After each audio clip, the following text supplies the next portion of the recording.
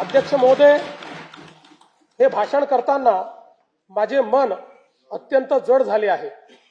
सर्वाधिक वेळा उपमुख्यमंत्रीपद आणि दीर्घकाळ वित्त विभागाची धुरा सांभाळलेले राज्याचे लाडके नेते माननीय अजितदादा पवार आज आपल्यात नाहीत.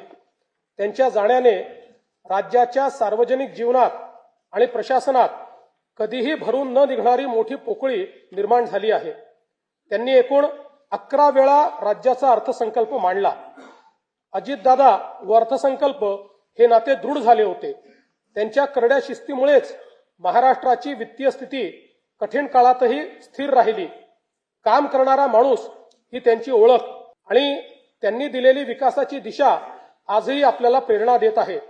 त्यांना श्रद्धांजली म्हणून सर्व मान्यवरांशी चर्चा करून त्यांच्या व्यक्तिमत्वाला साजेसे भव्य स्मारक उभारण्यात येईल.